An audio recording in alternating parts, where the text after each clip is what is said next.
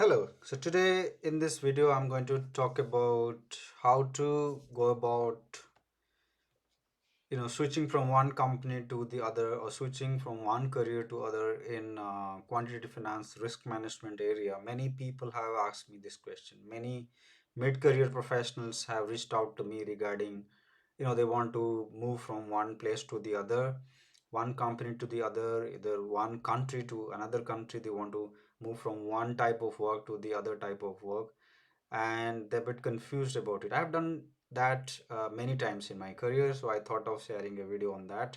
I've also moved countries, so there also I can shed some light. First of all, it's very difficult to move out of your comfort zone, right? If I've been doing something for a while, you don't want to do something else, right?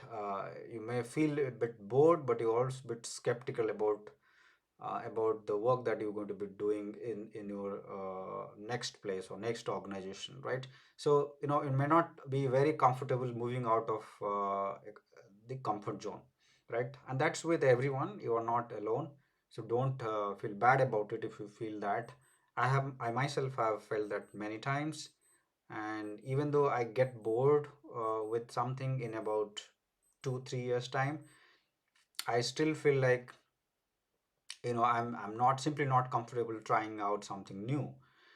But over time I have learned the art of learning something completely new every 2 3 years. And that's something I recommend to people. We have this notion that once you master one thing, you try to be a specialist, super specialist, and you continue doing the same work for rest of your life. Not something I would recommend in the world that we live in. You simply cannot be an expert in one area nowadays. You have to be an expert in more than one area, and therefore you know, you need to switch your job profile a bit every 2 3 years. You may not change from one company to the other, but within the same organization, you may find something new.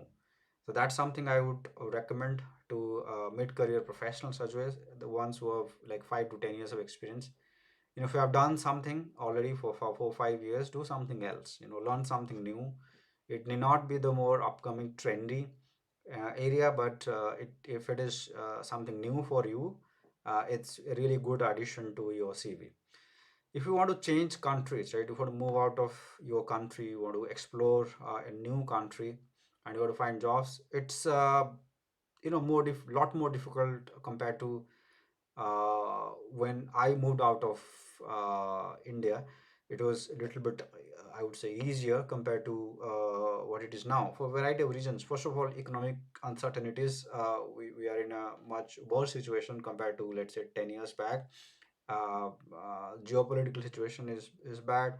We do not know how things are going to be for the global economy. Although things are improving, and it's a good sign, but hiring from abroad is always a very expensive thing for most companies, right?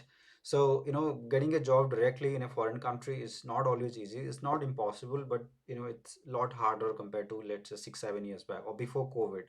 Things were much better, but anyway, things are improving, and let's hope that if you really search well, I think you shouldn't have problem finding an opportunity elsewhere in other country. But even if you don't find one, you shouldn't be disappointed, simply because I think, um, especially in offshore locations like India or Indonesia or Argentina or Poland, these places, you see many foreign banks, many foreign multinational firms are now sending work. They are outsourcing the work, and they're paying really well there as well.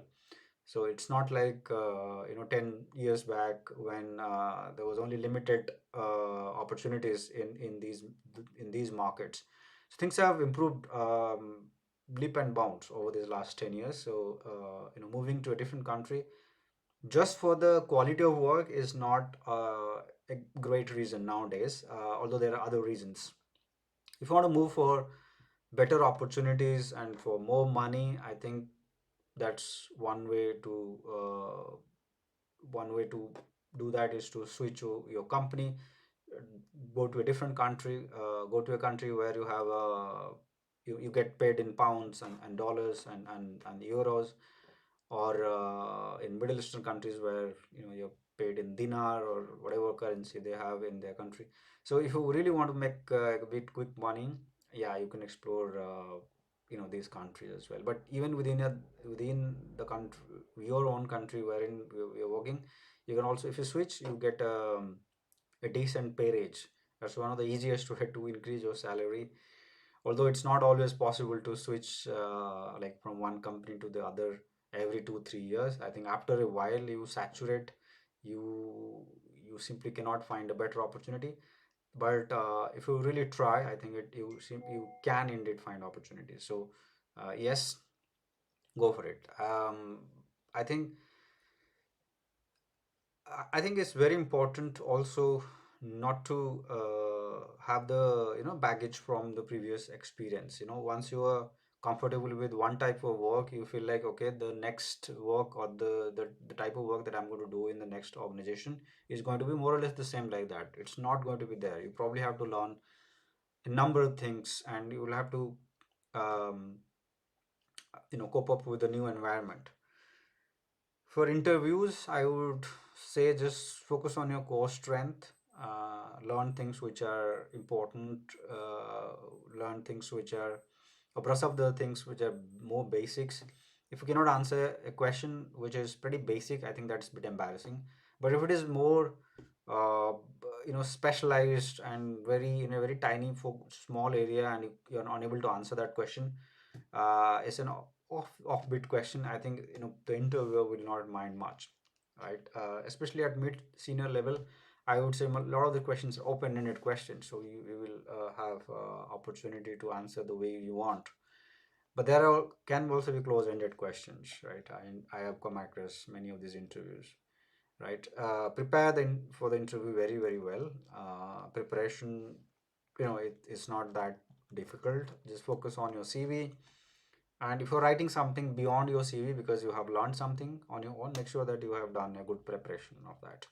Right. In the field of finance and risk management, quant finance, which is a very technical area, it's important to learn the theory a bit, brush up your skills before the interview. Even if you're working on the same field for 5 years, you probably have forgotten some of the basics.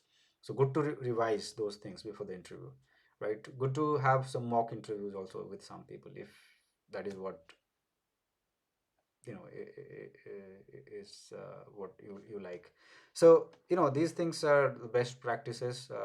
Make sure that um, you do enough research about the job profile you are being interviewed for. Make sure that you have done enough research about the company you are being interviewed for, and don't switch your job just for the heck of it, just because other people are doing it. If you're really happy in your current job, I think is really there's a good reason to stay in that company. If you want to do something else like some new work, then ask your manager for that. But don't switch a company just because only for money. I mean, that's maybe a reason. I'm not saying that's the wrong reason, but don't do this for peer pressure, because it may happen that you switch to a new company. I don't like the work environment there, then it can be a bit more difficult for you. Right. I get this question from many people who want to move from, let's say, public sector banks to private sector banks. Not easy, but not impossible either. I have many students who have made a switch from public sector banks to private sector banks. It's possible. Directly making a transition to foreign banks could be slightly difficult, but you can gradually move from working as someone in the public sector bank to, let's say, private sector bank in India, and then making a move to MNC banks. Okay, that's quite possible. So that's something I want to share with you. As always, thanks, and enjoy the holidays, and happy new year in advance, guys. Thanks.